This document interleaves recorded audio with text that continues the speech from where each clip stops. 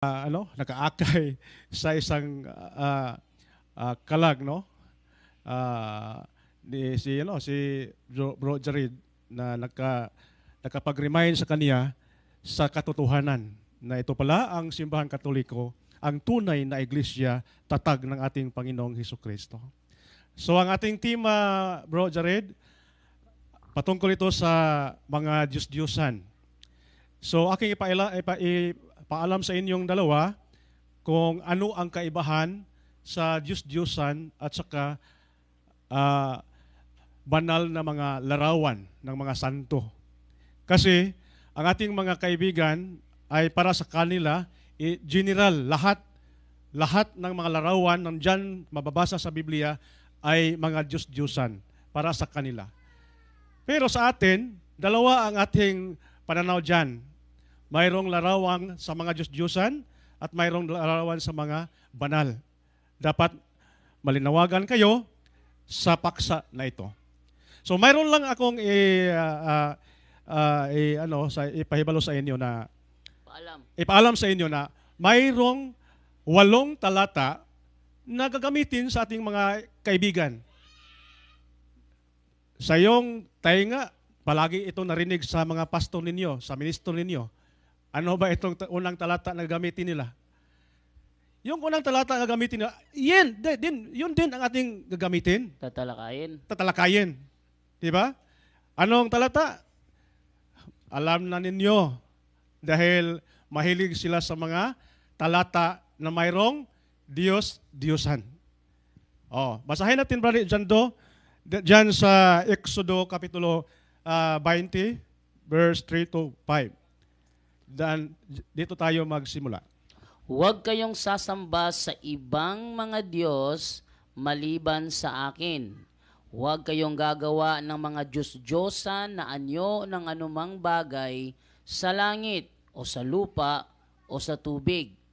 Huwag ninyo itong paglilingkuran o sasambahin, dahil ako ang Panginoon ng inyong Diyos ay ayaw na may sinasamba kayong iba. Pinaparusahan ko ang mga nagkasala sa akin, pati na ang mga anak hanggang sa 3 at 4 na henerasyon ng mga napupuot sa akin. Ayan, anong nabasa natin? Ano ang hindi ipahintulot sa ating Panginoon?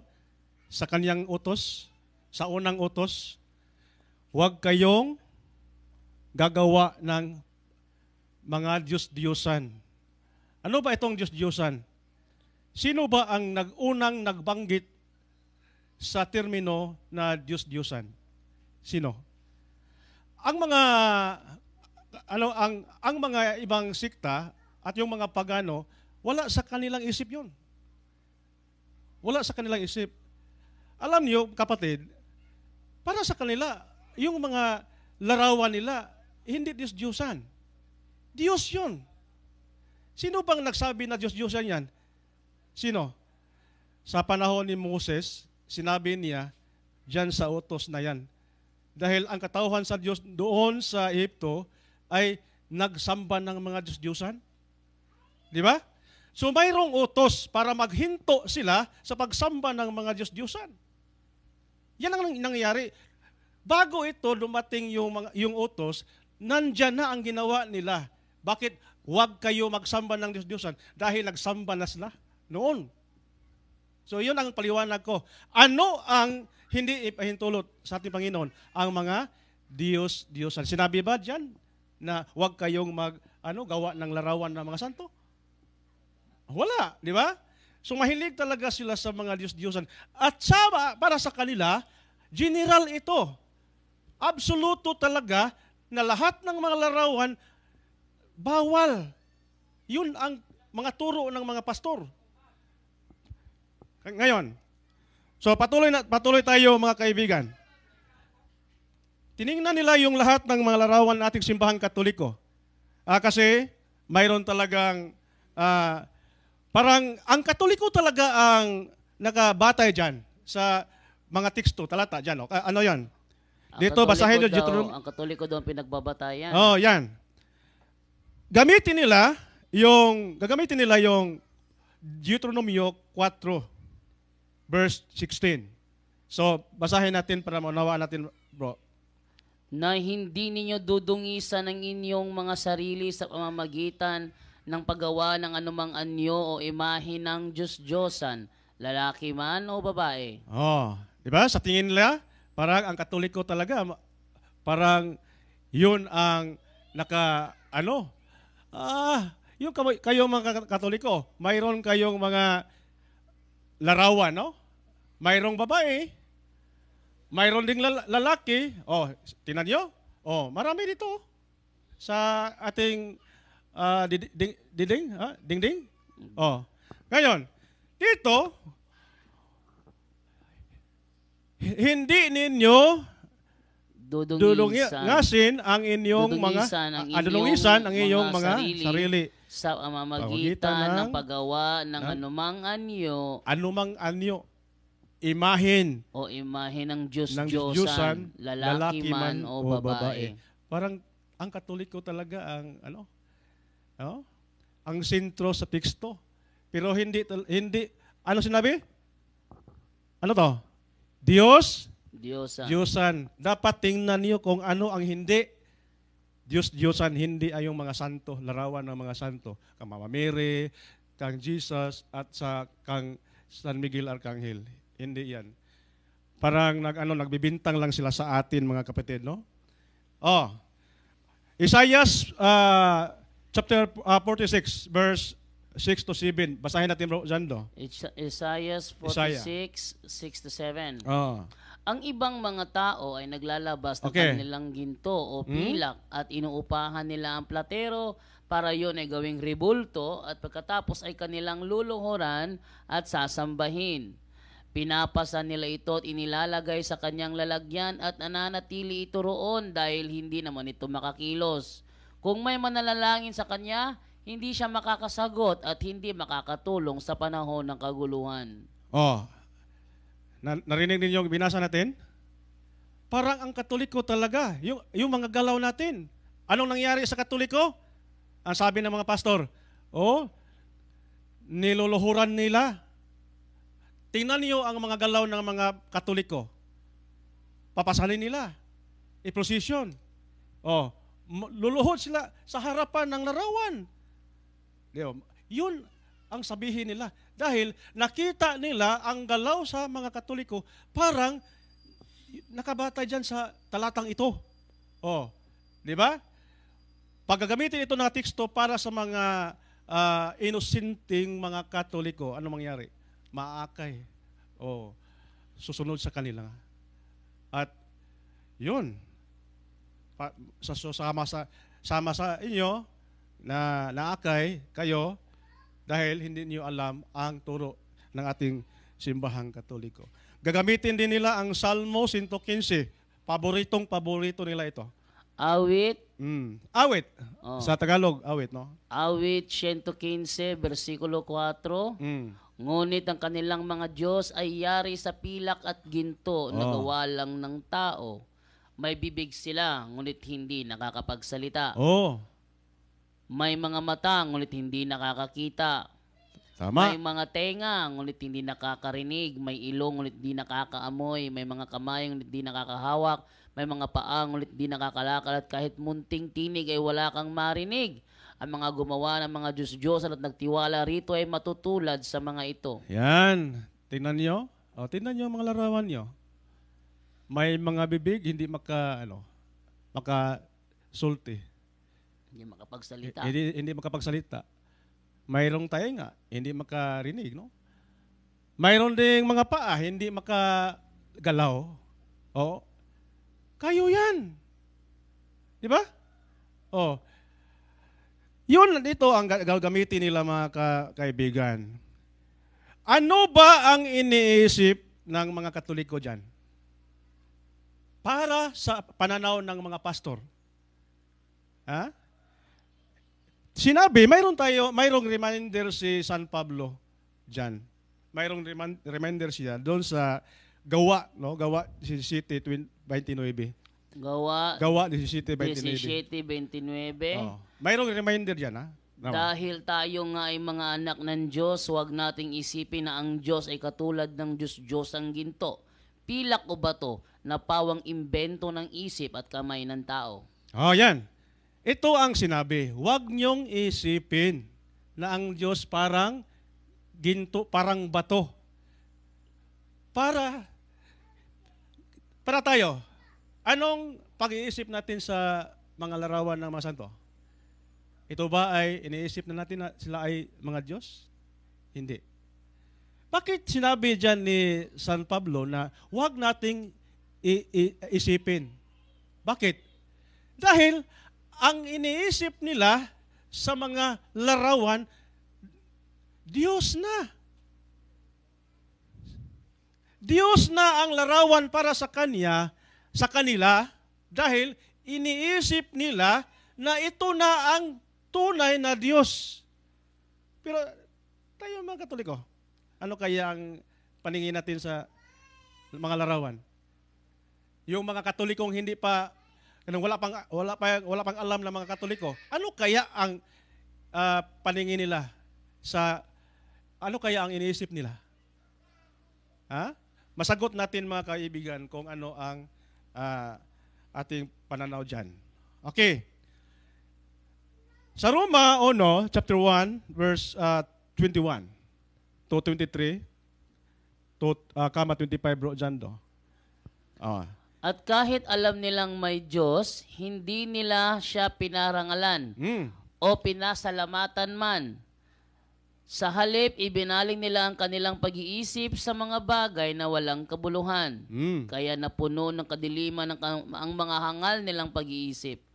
Nagmamarunong sila, pero lumilitaw na sila'y mga mangmang, sapagkat ipinagpalit nila ang dakila at walang kamatayang Diyos sa mga Diyos-Diyosang anyong tao na may kamatayan.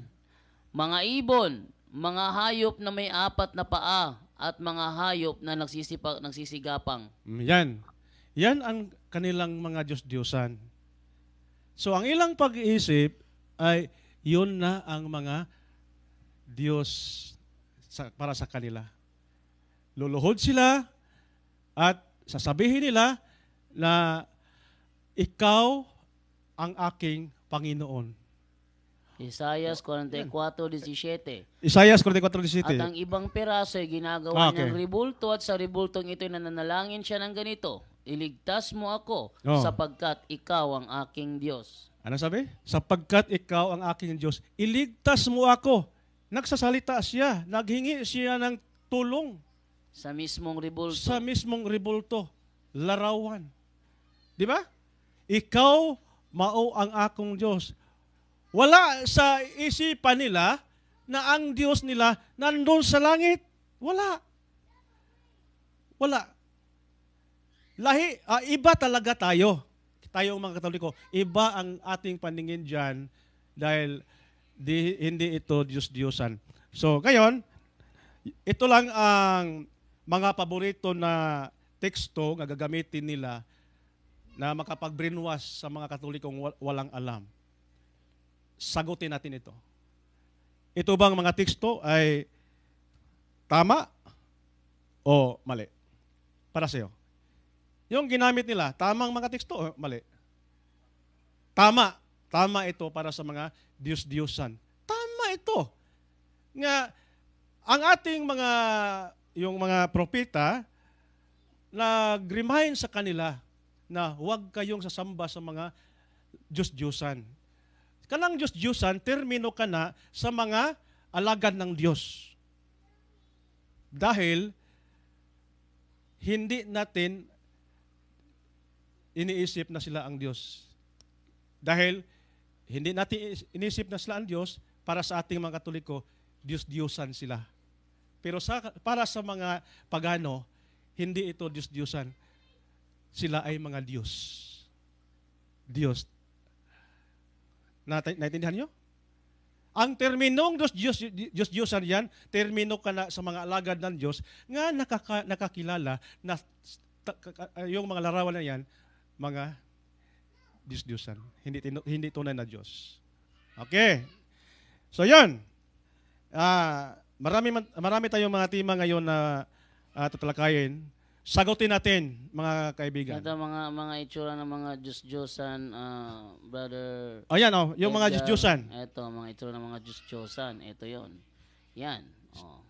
Isa yan. Diyos-Diyosan yan. Di wala naman talagang ganyang Diyos eh. Ano pa? Ito. Kana. Yan. Ano pa? Ito. Yan yung mga Diyos-Diyosan. Oh. Ayan. Ayan oh. Oh. Oh. Ayan. Ito. Ito pa, Diyos-Diyosan to. Yan, Ayan, oh. Ayan, Diyos-Diyosan yan. Ayan, Diyos-Diyosan pa rin yan. Ayun, daming ahas. Ito pa, ang daming kamay. Ito pa, ito, tindi, daming ulo. Daming mukha. Ayun. Yun. Mayroon ba kayong nakita sa ating simbahan na yung mga larawan na nandiyan sa ating simbahan? So, sino ba yung mga Diyos-Diyosan dyan na binanggit natin? May nabasa tayo. Huwag kayong sasamba ng mga Diyos-Diyosan. Sino ba yon? Mayroong sinabi sa Biblia, sa unang hari 11:3, sila si Molok, Kamos, Astarte. Unang hari, 11:3. 11:3. May 700 asawa si Solomon na puro mga prinsesa at may 300 pa siyang asawang alipin. Ang mga asawa niya ang nagpalayo sa kanya sa Diyos. Nang matanda na siya, nahimok siya ng kanyang mga asawa na sumamba sa ibang mga Diyos. Hindi na naging maganda ang relasyon niya sa Panginoon na kanyang Diyos, di tulad ng ama niyang si David. Sumamba siya kay Astoret, ang diyosa ng mga Sidonyo, at kay Molek, ang kasuklam-suklam na Diyos ng mga Amonita. Kamos. Sa Isaias 46:1, bro, dyan do. Sila si Isaias 46. Hindi sa 1. Basahin mo. Ang mga Diyos-Diyosa ng Babylonia na sina Bel at Nebo Bel at Nebo ay nakahiga habang ikinakarga sa mga karwahe na hinihila ng mga asno. Mabibigat sila, karga ng mga pagod na hayop. So mayroon ba tayong San Molok? Mayroon ba tayong San Kamos? San Astarte? Babae ba ito Astarte? Okay. Mayroon ba tayong Bel? San Bel at saka San Nebo? Wala naman siguro. So, yung mga Diyos-Diyosan na yan, ito ang sinabi ng mga alagad ng Diyos na huwag niyong sambahin si Bel, Nebo, Molok, Kamos, Astarte. At si Dagon naman, sa unang Samuel 5:7, bro. Unang Samuel Kapitulo 5, versikulo 7, nang makita ng mga taga-Asdod ang nangyari, sinabi nila, hindi dapat manatili sa atin ang kahon ng Diyos ng Israel dahil pinarurusahan niya tayo at si Dagon na ating Diyos. Si Dagon na ating Diyos. So para sa kanila, Diyos talaga si Dagon. Pero sa atin, na nakakilala sa tunay na Diyos, si Dagon, Diyos-Diyosan. Yun ang termino natin. Diyos-Diyosan si Dagon. Pero para sa kanila, si Dagon ating Diyos. Dahil hindi naman tunay na Diyos si Dagon, para sa atin, Diyos-Diyosan. Yung sabi pag hindi tunay na truck, anong sabi natin? Truck. Truck. Kung hindi tunay na bahay, Bahay-bahay. bahay-bahay. Kung hindi tunay na laro, Laro-laro lang, yun talaga ang mga termino. So, ngayon, may iba pa sa New Testament talaga sinabi at nag-remind si Apostol Pablo sa mga Christian. Dahil pagdating sa panahon ng mga Kristiyanos, nandiyan pa rin. Maraming nagsamba ng mga Diyos-Diyosan. Sino? Dito si Diana. Si Diyosa Diana diya sa Gawa, chapter 19, verse 23 to 35, bro, dyan do. 23, 35. To 35. Nang panahon ding yun, nagkaroon ng malaking kaguluhan sa Efeso dahil ayaw pumayag ng iba na magturo ang mga mananampalataya tungkol sa pamamaraan ni Jesus. May isang platero roon na nagngangalang Demetrius. Gumagawa siya at ang kanyang mga tauhan ng maliliit na templong yari sa pilak na iginaya sa templo ni Artemis na kanilang diyosa. At Oh, ito'y pinagkakaitan nila ng malaki. Kaya ipinatawag niya ang kanyang mga manggagawa at ang iba pang mga platero. At sinabi niya sa kanila, mga kaibigan, alam ninyong umaasenso tayo sa ganitong klaseng hanap buhay. Nakita ninyo at narinig ang ginagawa ng taong si Pablo. Sinasabi niya na ang mga Diyos na ginagawa ng tao ay hindi totoong mga Diyos. Marami ang naniwala sa kanya rito sa Efeso at sa buong lalawigan ng Asya. Kaya nanganganib ang ating hanap buhay dahil baka masamain ito ng mga tao. At hindi lang yan, nanganganib din ang templo ng ating dakilang Diyos, ang si Artemis, dahil baka mawala na ito ng saysay. At hindi nakikilalanin ng mga tao ang Diyosa na sinasamba, hindi lang dito sa Asya, kundi maging sa buong mundo. Nang marinig ito ng mga tao, galit na galit sila at nagsigawan. Makapangyarihan si Artemis ng mga taga-Efeso. At ang kaguluhan ay kumalat sa buong lungsod. Hinuli nila ang mga kasama ni Pablo na sina Gaius at Aristarchus na mga taga-Macedonia. Pagkatapos, sama-sama silang nagtakbuhan sa lugar na pinagtitipunan ng mga tao habang kinakaladkad nila ang dalawa. Nais sana ni Pablo na magsalita sa mga tao, pero pinigilan siya ng mga tagasunod ni Jesus. Maging ang ilang mga opisyal ng lalawigan ng Asya na mga kaibigan ni Pablo ay nagpasabi na huwag siyang pumunta sa pinagtitipunan ng mga tao. Lalo pang nagagulo ang mga tao. Iba't iba ang kanilang mga isinisigaw dahil hindi alam ng karamihan kung bakit sila naroon. May isang tao roon na ang pangalan ay Alexander. Itinulak siya ng mga Hudyo sa unahan para magpaliwanag na silang mga Hudyo ay walang kinalaman sa mga ginagawa ni na Pablo. Sininyasan ang mga tao na tumahimik. Nang malaman ng mga tao na isa siyang Hudyo, sumigaw silang lahat. Makapangyarihan si Artemis ng mga taga-Efeso. 2 oras nilang isinisigaw ang ganoon. Nang bandang huli, napalungsod. Sinabi niya sa kanila, mga kababayang taga-Efeso,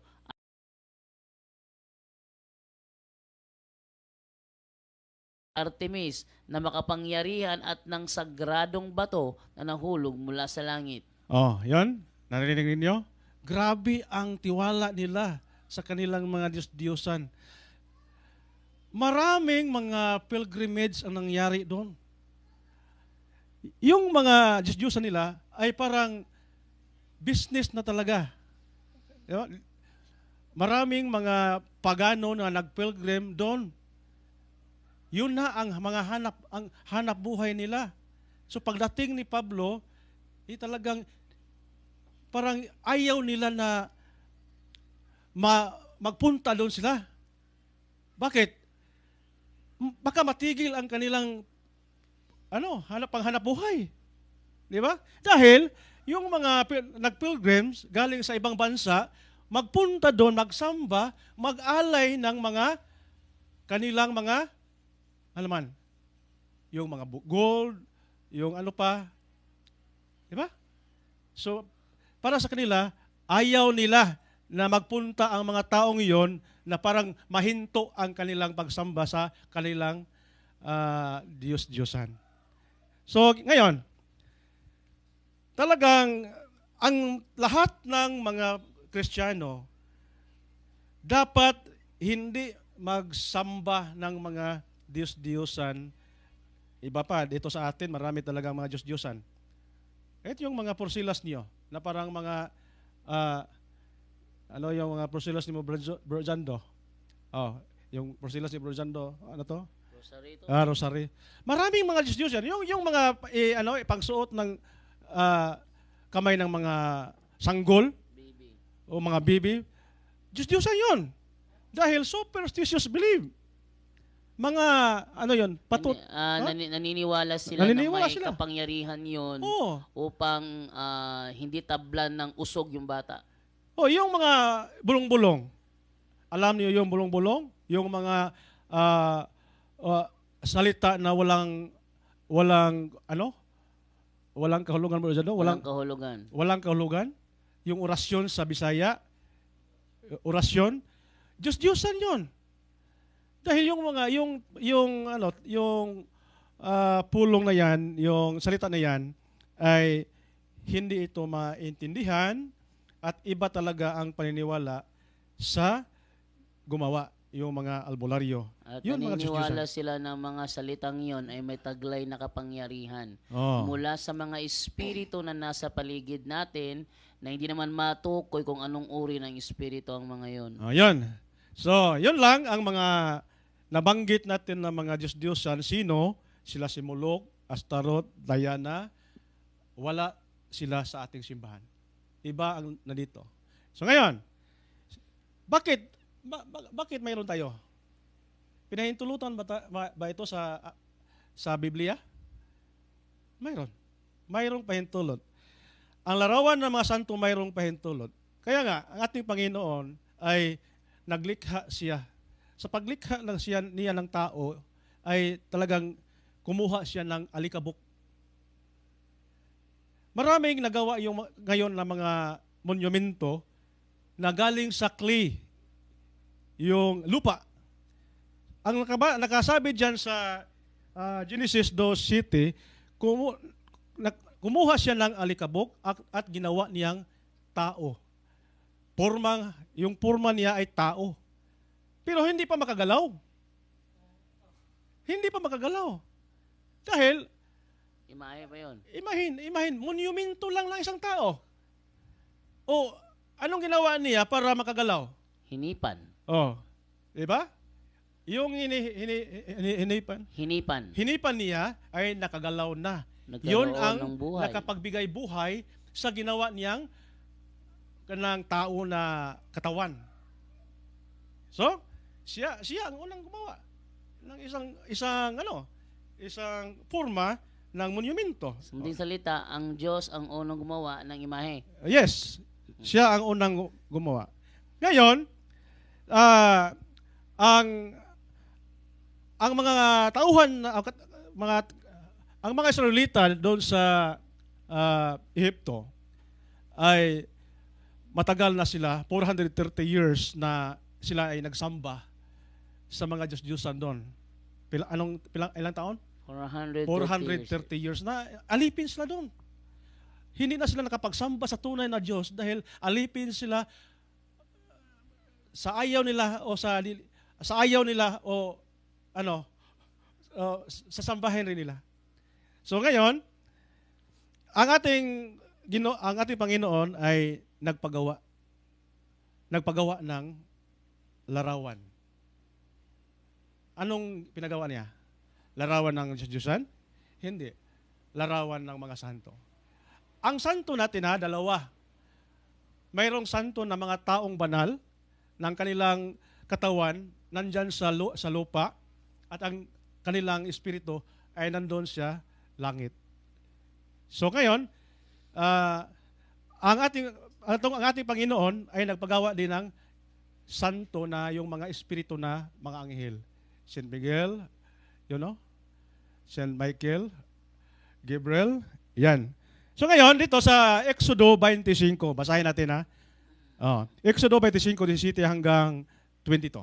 17 Okay. hanggang 22. Okay, Pagawan mo ng takip na purong ginto ang kahon na 45 pulgada ang haba at 27 pulgada ang lapad. Magpagawa ka rin ng 2 gintong kerubin. Ilalagay ito sa 2 dulo ng takip ng kahon. Kailangan nakalukob ang pakpak ng mga kerubin sa ibabaw ng takip para maliliman nila ito. At kailangan magkaharap silang dalawa na nakatingin sa takip. Ilagay mo sa kahon ang malapad na bato na ibinigay ko sa iyo kung saan nakasulat ang mga utos ko. At pagkatapos ay takpan mo ang kahon. Magkikipagkita ako sa iyo roon sa gitna ng 2 kerubin na nasa ibabaw ng kahon. At ibibigay ko sa iyo ang lahat ng utos para sa mamamayan ng Israel. Okay. Alam niyo yung kerubin? Ano ang kerubin para sa inyo? Anghel. So mayroong pinagawa na larawan. Di ba? Larawan, ilan? 2. Bakit 2? Bakit 2 ang pinagawa niya? Larawan ng mga kerubin. Dahil nandyan sa gitna. O, walang gitna pag isa lang ang ipagawa. Di ba? Hirapan tayo magsalita ng Tagalog. Yung kerubin na ito, mga kerubin na Oh. ito, ay may mga mata. Yan, tingnan niyo. Hindi rin nakakakita. Oh. May mga ilong, hindi rin nakakahinga. May mga bibig, hindi rin nakakapagsalita. Yan. May mga kamay, hindi rin nakakahawak. Oh. May mga paa, hindi nakakalakad. May Oh. mga pakpak, hindi rin naman nakakalipad. Oh. Pero it doesn't follow na Diyos-Diyosa na siya. Hindi ito nakabatay sa Salmo, awit 115, yung sinabi nila. Yung awit 115, 4 hanggang 6, Diyos-Diyosan. Pero ito ay hindi. Dahil ang Panginoon ang nagsabi, paggawa kayo, Moses, ng 2 larawan ng kerubin. May tanong ako sa inyong dalawa. Ito ba ay labag sa utos ng Diyos sa Exodo 20, 3 hanggang 5?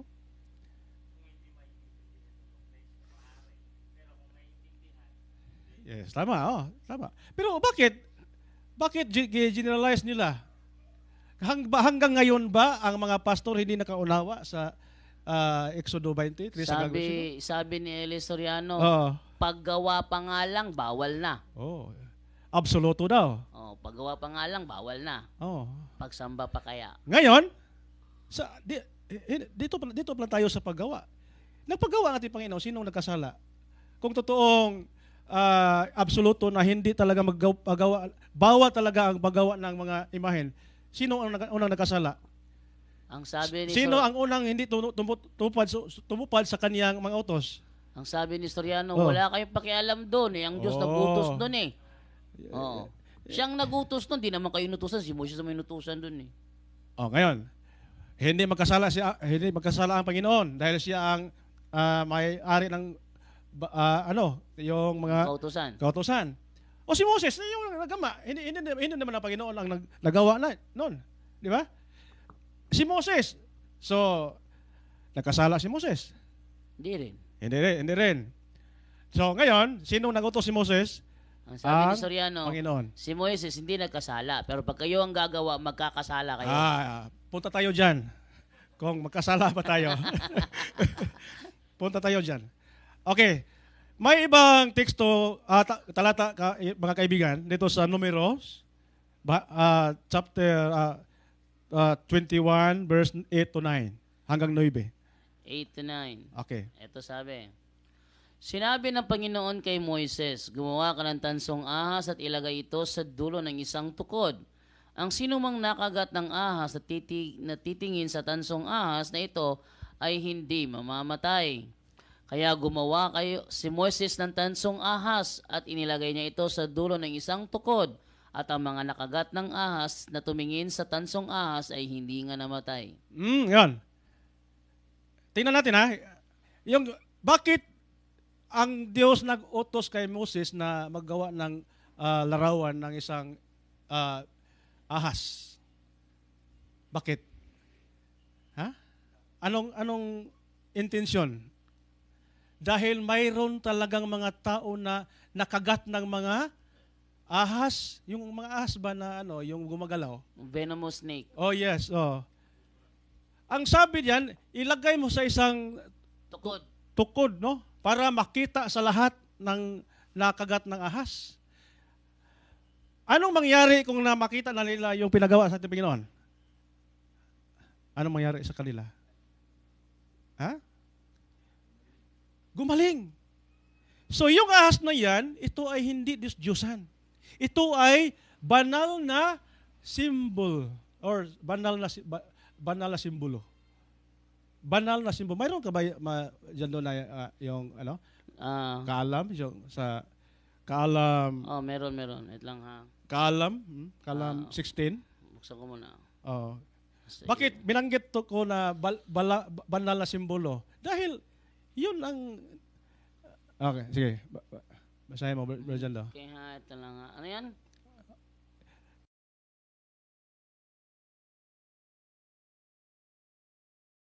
Size hanggang 7. Wait lang ha. Ipaguba. Ilan lang. Yes, aabot na dyan. Oh. Hanapin mo Dahil kahit ganito, lahat pag mali talaga ang ating pag-iisip diyan, pwede rin. muna. Yan lang muna, Pwede hanapin rin. mo muna. Di ba? Di ba dito? Maraming nagdala ng mga Santo Niño. Di ba? Ang Santo Niño larawan ng ating Panginoon. Di ba? Mali ang ilang paniniwala. Nahimo na siyang occultism. Parang doon na pang paswerte, di ba? Anong nangyari? Anong ginawa natin? Pinasira ni Padre Darwin. Kahit larawan pa ito ng mga santo, pag iba na talaga ang iniisip mo, gibain lahat. Okay. Try ko lang hanapin dito. Ito. Ano ngayon? Ano yun? Karunungan? Karunungan 16 verse 6 to 7. 16 verse 6 to 7. Okay. Ito. Ito lang ha. Wait lang muna mga kapatid diyan sa live natin, no. Medyo mahina ang kalaban natin.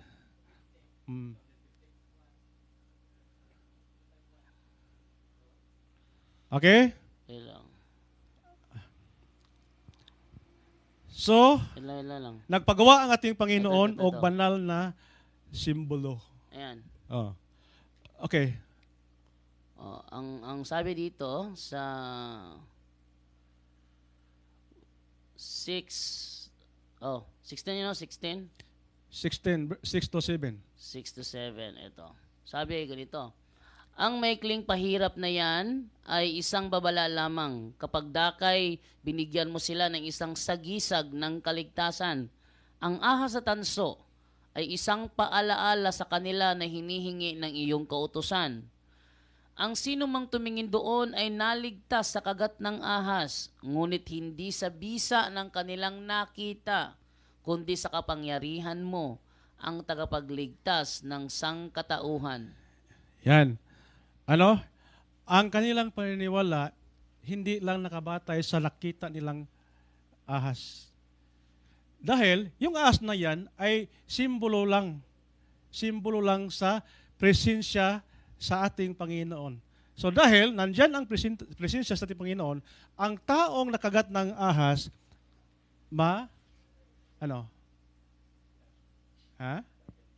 gagaling. Yan. So dito sa ating simbahan, Ito. okay, sige. At ipakita yung yung imahe. Kana, mayroon Ayan. talaga imahen dalawa. Ayan o. Yan. Nakatingala sila. Di ba? Nagtira pa sila doon sa ibaba, Tumingin sila doon sa ahas. Lalong gumagaling silang lahat. So, pwede pa rin na mayroong larawan. Huwag lang nating ibahin ang ating pag-iisip at paningin sa larawan. Dapat alalahanin natin na mayroon talagang mga banal na espiritu na nandyan sa loob, nandun sa langit. Punta tayo dyan. Okay. Ngayon, sa Ezekiel naman, 2 Chronicas 3, bro, dyan do. 2 Kronika 3, 3 hanggang 10. 3 hanggang 10. 3, anong verse? Verse 9 to 10? 3 to 10. Hanggang 10. 3 to 10. Mm. Ang mga ito nga ay ang mga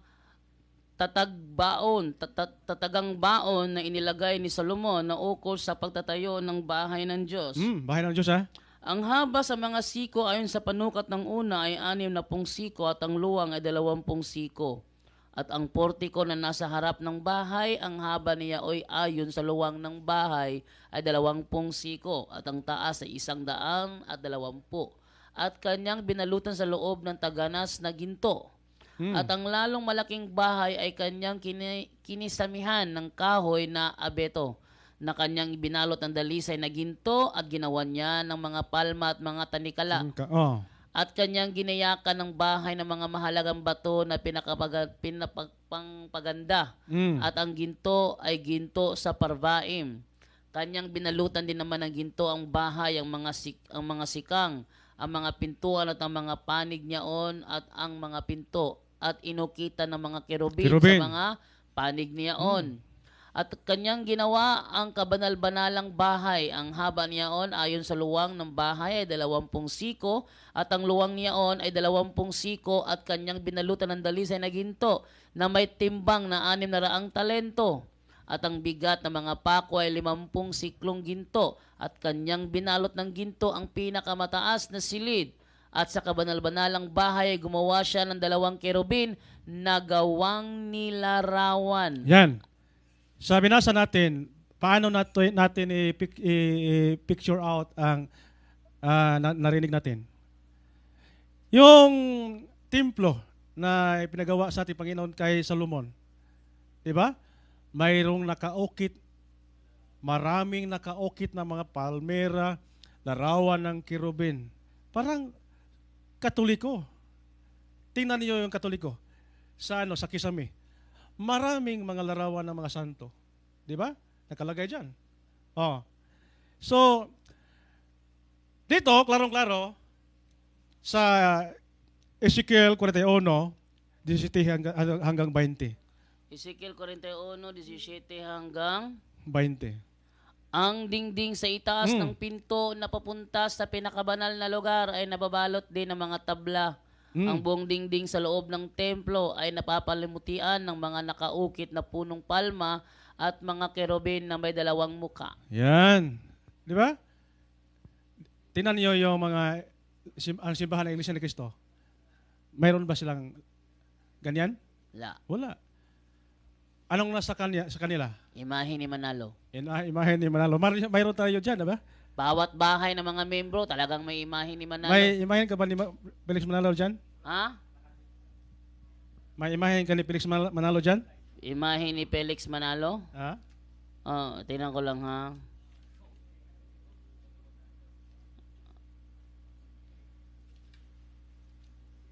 Wala. Wala ka? Wala. So mayroon ako dito? Oh? Mayroon ako dito, bro? Ayun, no? Sa kanilang Pasugo Magazine. Maraming INC na hindi alam yan. Sabi ni Alfie Angeles, maraming INC na hindi alam na mayroon talaga rebulto ni Manalo sila. No. Ano kaya ang nasa isip ni Eduardo Manalo? Parang ano? Di ba? Itanong mo siya kung alam ba niya. Alaman niyo yung mayroong rebulto si Felix Manalo? Alam na nila. Yan. So, para nila, bawal talaga. Bawal. Bakit gumawa sila na bawal? Bakit gumawa sila ng bawal? Di ba? Si Felix Manalo. So, sila, parang ayaw nila, pero gusto pa rin. Gusto pa rin nila. Ayaw nila, gusto pa rin nila. Si Felix Manalo pa. Si Felix Manalo ay isa bang santo? Hindi. Hindi. Larawan ng tao yan. Hindi larawan ng santo. Okay. So, ngayon, sino ba ang nagbigay ng kaalaman o kaalam? Sino ang nagbigay ng parang yung mga batid, ano yun sa Tagalog, yung batid? Bihasa sa paggawa ng sa arkitekto. Mayroong mga sculptor, maraming mga sculptor na grabe ang kanilang mga arte na naipakita sa mga simbahan. Sino bang nagbigay ng kaalam? Ng karunungan na yun. Ng karunungan. Sino? Ang Panginoon o ang Yahwa? Ang demonyo. Ang demonyo. Sino? Sino? Panginoon? Anong ipagawa niya? Larawan ng mga santo? Larawan ng mga Diyos-Diyusan? Mga santo. Pero yung mga Diyos-Diyosan, dili ang Panginoon ang ano yan. Ang tawag dyan, abuso. Oh, dahil inaabuso nila ang Talentong talento binigay. sa naibigay sa ating Panginoon. Oo. So tayo, mayroon tayong pinahintulutan tayo na magawa lang mabuti, pero dahil sabihin natin may freedom naman tayo, pwede ako magawa ng dalawa, mabuti at saka masama. Pero mali 'yon. Pinahintulutan tayo paggawa ng mabuti. Abuwid lang yung mga gawa ng mga hindi mabuti. Abuwid. Hindi to kasama sa freedom na binigay sa ating Panginoon. Basahin natin na Exodo 35, 30 hanggang 35 dyan kung sino ang nagbigay. Sinabi ni Moises sa mga Israelita, pinili ng Panginoon si Bezalel na anak ni Uri at apo ni Hur na mula sa lahi ni Huda. Pinuspos siya ng Espiritu ng Diyos at binigyan ng kaalaman at kakayahan sa anumang gawain, No? sa paggawa ng magandang bagay na ginto, pilak at tanso, sa paghuhugis ng mamahaling bato, Yan. sa paglililok ng kahoy at sa lahat ng klase na gawang kamay. Yan. So lahat ng nakita mo, yung mga larawan, lahat nandun sa templo na nagawa ni Solomon, yung mga arte na yan, ang Panginoon ang nagbigay sa kanila. Maraming mga sculptor doon sa panahon ni Solomon hanggang ngayon. Ngayon, siguro may katanungan kayo.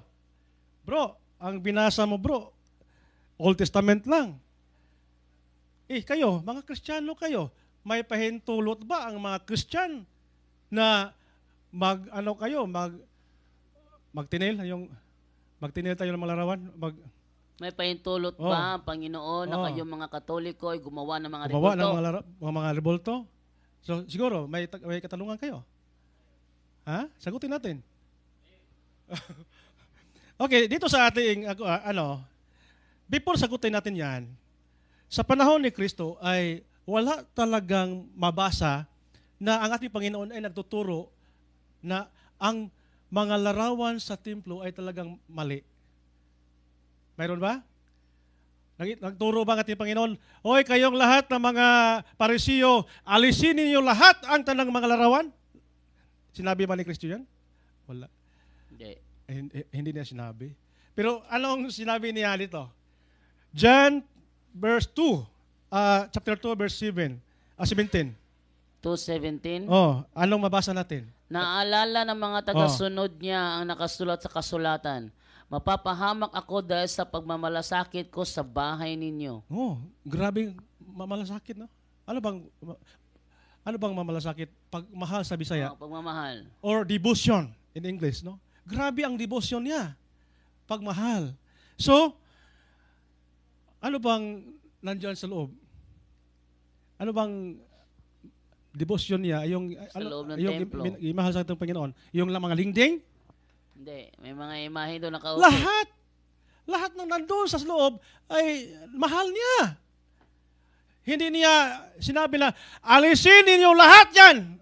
Wala. Hindi niya sabi. Labag ito sa kautusan ng Panginoon. Wala. Anong sabi dyan? Basahin natin. Yun ang ginawa ng mga apostol. Nagsamba sila, nag-prayer sila doon sa loob, kaharap ng mga santo, kaharap ng mga larawan. Mabasa ba? May babasa? Saan mabasa? Na sila ay nanalangin sila sa harapan ng mga larawan. Nandyan. Gawa 3:1. Isang araw, bandang 3:00 ng hapon, pumunta si Pedro at si Juan sa templo. Oras noon ng pananalangin.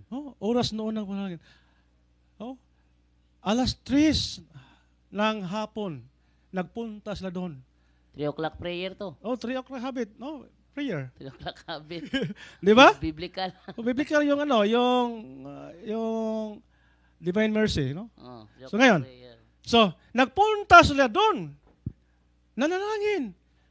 I-picture out mo sa loob ng templo, lahat Sa kisame, sa dingding, nakaukit ang mga larawan ng mga santo. Oh. Kaya sabihin nila, kayo mga Katoliko, nagkasala kayo dahil nanalangin kayo harapan ng mga Diyos-Diyosan. Hindi. Diyos-Diyosan. So kung Diyos-Diyosan, magkasala tayo. Pero ano bang sinabi ni San Pablo? Hebreano 9:5, bro. Hebreo, Tingnan natin. Basahin natin, tingnan natin, alalahanin natin, magkasala ba tayo? Sa ibabaw ng kahon ay may mga kerubin na nagpapahiwatig ng presensya ng Diyos. Presensya ng Diyos. Patuloy. At nilililiman ng mga pakpak nito ang lugar na iyon kung saan ipinapatawad ng Diyos ang mga kasalanan ng tao. Oh, di ba? Ang kasalanan ng mga tao, patawarin. Di ba? Dahil andyan ang kanyang presensya. Pero, ngunit Ngunit hindi namin ito mapapaliwanag ng detalyado sa ngayon. Hindi lahat na mga detalye. Kasama yung mga larawan sa mga santo sa New Testament. Hindi na ipaliwanag lahat. Di ba? Sabihin nila, kasama ba yung mga santo? Kasama. Dahil mayroon talagang authority ang ating Panginoon. Saan mabasa, bro? Nandyan sa Matthew chapter 16 verse 19. 16 verse 19, Oh. Ibibigay ko sa iyo ang mga susi ng kariyan ng langit, at ang ipagbawal mo sa lupa ay pagbabawal sa langit, at ang ipahintulot mo sa lupa ay pahihintulot din sa langit. Yan ang authority sa simbahan. Pinahintulutan ba sa simbahan na magkaroon tayo ng mga larawan ng mga santo? May pahintulot ba? May pahintulot. Yes. Alam na ng Diyos yan. May pahintulot na yan sa langit. Dahil ang Panginoon mo ay nagbigay sa kapangyarihan sa simbahan. Kung ano ang pahintulutan niyo dito sa lupa, may pahintulot na doon sa langit. Yun ang, bakit tayo nagkaroon ng mga larawan? Mayroon tayong mga larawan ng mga santo. And sabi na ni Santiago 2:26, yun alalahin na ta? Oh, basahin na to, bro. Santiago 2:26. 26, oh. Ito.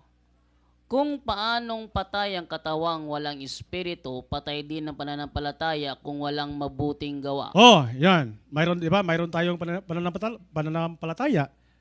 Oh, si Kristo ay pinapako, di ba? Oh, yun. Pag wala tayong ginawa na picture, o larawan, o rebulto, yun ang ating pananampalataya, patay. Wala tayong mabuting ginagawa. Pananampalataya lang, wala tayong ginawa. Ang sabi ni Santiago, patay. So, buhay ang ating pananampalataya dahil mayroon tayong ginawa na nakikita yung mga bata na hindi pa alam nila yung mga... Di ba marunong magbasa? Hindi pa marunong magbasa ng mga letra, pero mayroong image. Mayroon talagang mga visual catechism or visual aid. Pag mabasa yung E, apple. Ano to? Apple. Di ba?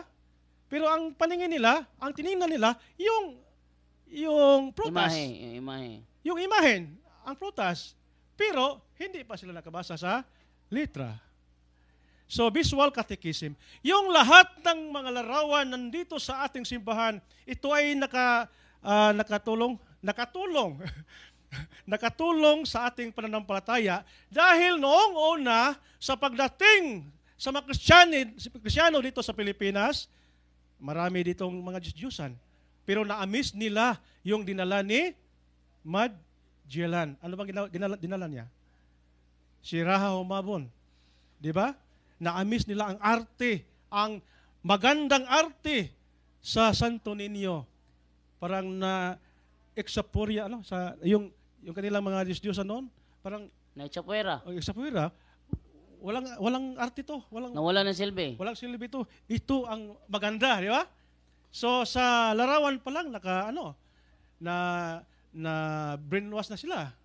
Di ba? So pupuntang tunay na simbahan, tunay na pananampalataya. So yon. Makaligtas ba yung larawan ni Jesus? Makaligtas. Makaligtas yung mga larawan. Oh. tingnan mo, may istorya doon sa kung ano. Yung pastor, doon sa, pupuntang Cebu, sakay ng barko. Sabi ng pastor, mga kapatid, dapat maniwala tayo sa Biblia dahil ito ay makapagligtas sa atin. Yung isang Katoliko, nagdala ng rebulto ni Mirin na malaki. Yung malaki. Mayroong storm, yung bagyo. Lahat, sinabi ng kapitan, labas kayo, malunod na tayo, labas. Ay, ang pastor, layat pastor, dalang Bible niya, ang nagdala ng rebulto. Layat, iksa na yung rebulto. Oh, sino ang nakaligtas?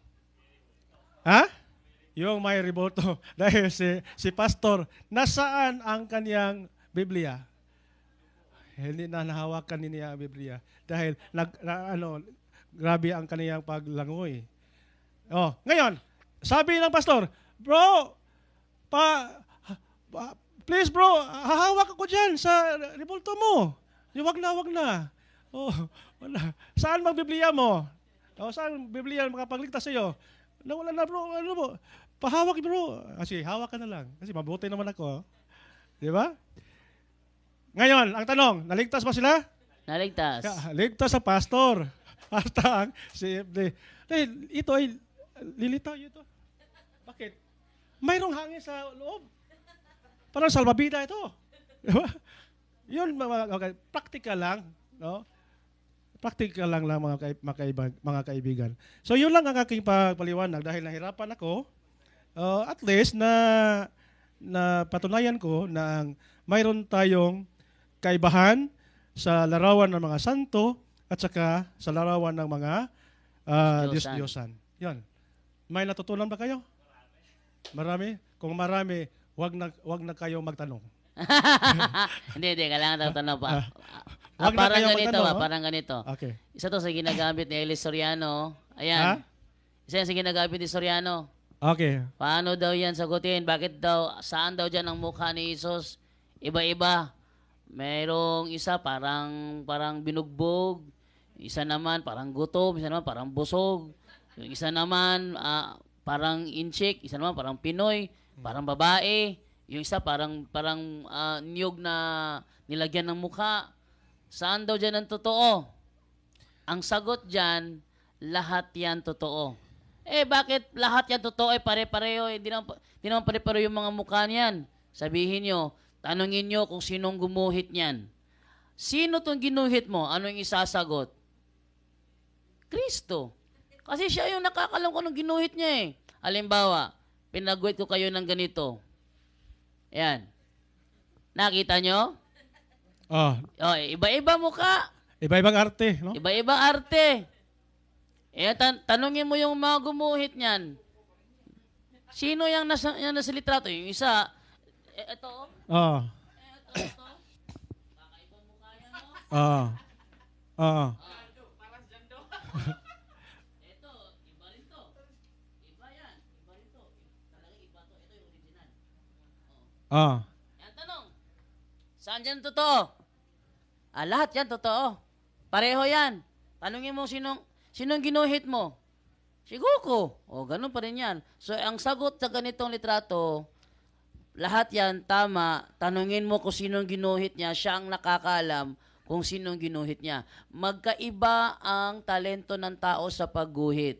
Depende yun sa kanyang talento kung paano niya iguhit. Ang mahalaga, kilala niya kung sino kanyang ginawa ng imahe. Pero meron silang reason, Brother Edgar. Okay.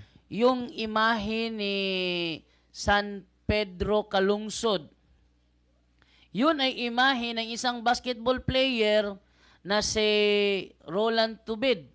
Ayan. Roland Tubid. Yan sinabi nila. Sabi nila, nakaharap kayo dyan, sinasamba nyo yan, di nyo alam ang sinasamba nyo, basketball player. Mali. Bakit? Kasi lahat ng mga Katolikong nakatingin sa litrato, hindi naman si Ronald Tubid ang nasa isip nila. Yeah. kundi si San Pedro Calungsod na pinipresenta na naturang Yes. imahe. Yun, tama. So, ang importante, kahit nagkaiba-iba ang arte dahil magkaiba yung eskultor. Pero isa lang man ang Panginoon ang nagbigay ng karunungan. Dito, maraming imahe. Mayroong iba nagsabi na yung larawan yung mga Katoliko artista lang yon. Di ba? Yung Jesus. Si Cesar Borgia daw. Oh, artista, totoo. Totoo yan. Na mayroong mga nagprenta ng mga larawan ng parang Jesus, pero yung aktor sa isang pelikula na Son of God, Son of God. Jesus of Nazareth. Kung tingnan ninyo, parang kamukha siya sa ating larawan, sa ating Panginoon. Pero ang importante, ang nag-represent. Sino ba ang nag-represent sa larawan na yan? Jesus Christ. Jesus Christ. Kahit nakaprint sila ng larawan ng mga parang pelikula, parang aktor, pero sa isip natin, huwag nating isipin na ito ay larawan sa isang aktor. Iisipin natin na ito ay larawan, nag-represent sa Imahe ating ni Kristo. Panginoon. So yun ang sagot natin. Yung iba, mayroong payat, mayroong mataba, mayroong maitim, mayroong maputi. Ibang sagot na yan. Bakit daw ang imahe ng Nazareno itim? Maraming katanungan dyan. Tinanong ko na sa ibig sa AI, itanong sa AI na may sagot. Noong una, dahil maitim siya dahil nakaranas siya ng sunog, no? Yun ang mga Parang sabi. Santo Niño doon. Yung 1563, talagang sinunog ito ng mga taga-upon. Di ba? Noong 1963. So nakita nila yung mga larawan na regalo kay Magilla to Reyna Juana, nandun sa simbahan, nagpagawa man si Reyna Juana sa isang simbahan na yung nipa, hindi ito simbahan ng mga inaning concrete, nipa pa lang. Ngayon, nagalit talaga ang mga kalaban sa mga Kristiyanos, yung mga Moro. Nagalit sila, sinunog nila yung simbahan doon sa katedral. So nakita nila yung Santo Niño na maitim na. So, mayroon talagang tradisyon na nagsabi na ito, dahil ito ay sunog, dahil ito ay itim, nakaranas ng sunog. Pero ang totoo dyan, yung kahoy na ginamit, yun talagang maitim. Yun, pero mayroon talagang nangyari sunog, o siguro mayroon talagang hindi itim na ginamit yung mga kahoy, pero naitim dahil sa kaluma. Maluma na, di ba?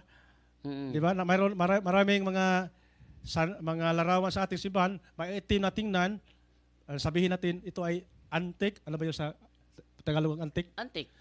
Antique na. Mahal ito. Dahil antique. Luma tingnan dahil ang tagal na mga taon na nakalipas, hindi naman nila... Sabi nila, mababasa ba sa Biblia, Santo Niño? Mayroon. Jesus Christ. Si Santo Niño, walang katanungan eh. Ito, Santo Niño sa Biblia. Santo Niño, Mateo. Lucas Lucas. 1:35 35. sa Nueva Version International. El Espíritu Santo vendrá sobre ti y el poder del Altísimo. Makita. Ayan. El Espíritu Santo vendrá sobre ti y el poder del Altísimo te cubrirá con su sombra. Así que el Santo Niño que va a nacer lo llamarán Hijo de Diyos. Ano sa English, bro? Sa English, ito na sinasabi sa English sa Luke 1:35. Ito, yan. Sabi sa English, ito. The angel answered, The Holy Spirit will come upon you, and the power of the Most High will overshadow you, so the Holy One to be born will be called the Son of God. Hindi. Yung ano, yung Holy Child, Jesus. Ay, yung Holy Child, yung hinahanap mo? Lord, Ayo, yeah. The angel answered, The Holy Spirit will come on you, and God's power will rest upon you. For this reason, the Holy Child will be called the Son of God. Holy Child, Santo Niño. Santo Niño. Kanang kuan, senior, sa Spanish na sa English Lord. Senior. Senior citizen. Kanang senior citizen, lahi nag-spelling, bro. Actually, isa yun sa mga ni Soriano, bakit tinatawag na senior, junior dapat. Dapat junior. Pero ang totoo niyan, hindi yan senior na S-E-N-I-O-R. Yan ay senior. Senior, senyorito, senyorita, senyora, senior. Ibig sabihin, Lord, senior. Inye, no? Senior Santo Niño. Ang inay mo na kuan senior citizen. N-I-O-R, yan N-I-O. ang senior Pero citizen. inye senior, Lord. Hindi ko alam, ba't Lord. sinabi ni Soriano yun, alam niya magkaiba yung senior sa senior. So senior Santo Niño, Lord, Ginoo, Lord, Ginoo. Kanya balaang bata senior Santo Niño. Balik mo to katong Bisaya no. Lord, Holy Child yun. Holy Lord, Child. Holy Child. Holy Child Jesus. Mo kasagaran ko na to. Holy Child Jesus. Mo dili kay tantong balikwaot. Espanyol. Espanyol, ito. Ito sabi sa Espanyol. Ayan. Asique al Santo Niño, Cueva a nacer, lo llamaran Hijo de Dios. Okay. So proceed ta bro sa ibang katanungan si bro Jan. May katanungan ka ba dyan? Naliwanagan kayo. Mabuti nga. Sa procession. Mayroon namang procession. Mayroon position sa Bible. Basahin mo sa bro? Yung Christian procession, mayroon talagang Jewish procession. Mayroon ding Christian procession. Dahil magkaiba ang ating mga larawan sa kanila. Sa Old Testament, iba ang ating larawan dahil ang mga larawan natin, mga larawan ng mga Christian. Mayroon tayong procession bro, o sino ang unang nagprosesyon? Sino? Colosas 2:15 bro. Colosas 2:15. Magandang balita Biblia bro sa English version. Okay, English version sa Good News. Ito. Ayun lang. And on that cross, Christ freed himself from the power of the spiritual rulers and authorities. He made a public spectacle of them by leading them as captives in his victory procession. So mayroon talagang victory procession. Ano ba itong nangyari na bakit mayroong victory procession? Ang ating Panginoon Jesucristo, galing Jerusalem to Calvary, pinasa niya Yung kanyang cross. cross. Pasa niya. Ito ay tinatawag na procession, marcha. Nagprosesyon siya sa cross niya patungong Kalbaryo. Siya ang unang nagprosesyon. Kaya nga, tayong mga followers of Christ, mayroon tayong procession of the cross. Di ba? Ngayong Holy Week, biblical yan. Pag-alaala tayo sa victory, sa kadaugan ni Kristo. Ano yun yung Pagkapanalo. Pagkapanalo ni Kristo sa mga demonyo, talaga mga demonyo. So mayroon tayong Christian procession. Pero sa noong una, sa Old Testament, mayroon bang procession? Mayroon? Nandyan sa Josue, size, 3 hanggang 7. So Joshua summoned the priest and gave them their instructions. The armed men would lead the procession, followed by 7 priests blowing continually on their trumpets. Nagulantang si Esel ito nung binasa ko to eh. Ayan. Hindi matanggap ni Esel eh. Ba't ko daw binabasa sa ibang version? Ba't dito sa King James Version? Sa ang dating Biblia? Ba't mo hinahanap sa iba? Hinahanap mo sa itang prosesyon. Hindi niya alam na marami talagang, maraming version. Ayan nila ibang version. Mayroon Hanap ang talaga salita. mga dynamic, no? Dynamic Oh, equivalence. dynamic equivalence. So, alam na nila yon. Yung Tyndale version, yung nakasulat sa Tyndale version, alam niyo yung Tyndale version? Oh, maraming libro na version galing kay William Tyndale na sinulog sa simbahan dahil ito ay talagang maraming kamalian. Maraming mga version ngayon Oh. na dumagamit dynamic equivalence. Halimbawa, Revelation chapter 7 verse 10 ng Amplified Bible, ito mababasa. And in a loud voice they cried out saying, Salvation belongs to our God, who is seated on the throne, and to the Lamb our salvation is the Trinity's to give. And to God the Trinity we owe our deliverance. Oh, yan. Yung binasa ni Bro Jando.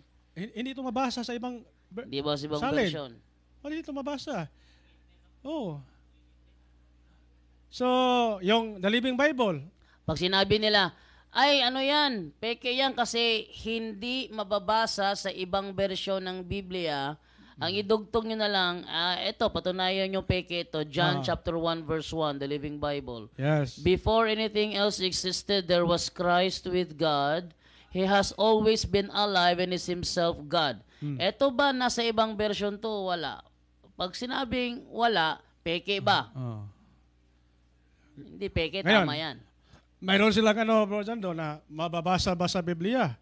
Na litra por litra, Biblia. Oh, mayroon naman. Mayroon mabasa. Oh. Mayroon Nasa mabasa. ano yun? Nasa ano naman yun? 2 Timoteo. 2 Timoteo 4, 3. 3. 3:16. Ito. At ipakita. The Living Bible.